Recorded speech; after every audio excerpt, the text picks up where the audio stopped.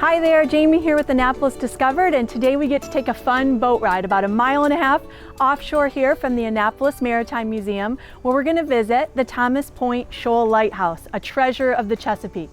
Today we're going to meet with John Potvin, who's the preservation foreman and also serves as a tour docent. So he's going to tell us all about the history, the people that have lived there, things that the lighthouse is used for today, and how you can take a tour yourself. Come on, let's go.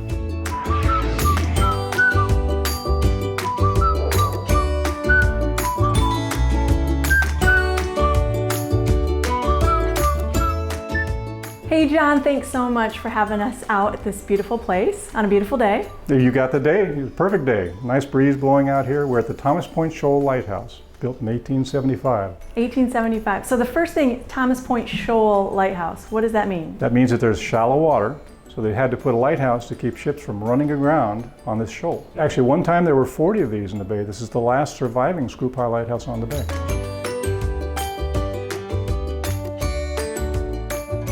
So can you tell us a little bit about the history of it? You mentioned that it was built in 1875. It was built in 1875 and run by the Lighthouse Service up until 1939. In 1939, through an act of Congress, the Coast Guard took over the Lighthouse Service and they brought coasties out here instead of lighthouse keepers. So keepers, coasties, people have lived here? They have lived in this lighthouse, some of them as much as 5 or 6 years. Some of them as short as 4 weeks to 6 weeks, but typically the coasties would work out here for 4 weeks and have 1 week off. So coming out here, there's each of the rooms kind of tells a little bit about what life was like living in a lighthouse. There are different eras out here. We have pre-1939 eras to show what it was like when it was lighthouse keepers out here. We have post-1939 era when the Coast Guard was out here. The Coast Guard brought electricity out in 1939. Before that, there had been no power. No power. So everything was kerosene. They heated with coal. And it was just a different world back then.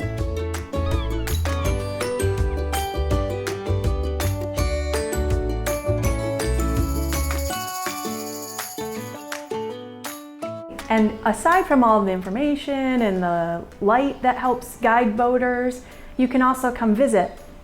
Right? Yes, we have tours through the United States Lighthouse Society. It's an organized tour with docents. I'm one of the docents, but we have 26 of them. We do this every Saturday from June until October. They leave from the Annapolis Maritime Museum in Annapolis, and there's a morning tour and an afternoon tour. We take 18 people out at a time. It's a great trip. It's an adventure tour. It's worth doing. It's a fun time just to see this lighthouse, see the history that's out here, and experience it firsthand. It's definitely a one-of-a-kind place to visit. It is, and it is on the National Historic Landmark. One of only 12 lighthouses in the country that has this designation. So that's something to be proud of. Absolutely. And something to keep sharing. And for 15 years we've been working to preserve this structure. A lot of blood, sweat, and tears have gone into this structure, and you're seeing today the fruition of all of that work. It's very exciting for us to be able to take the public out and show them this. I think that's a highlight in the state of Maryland to come see this.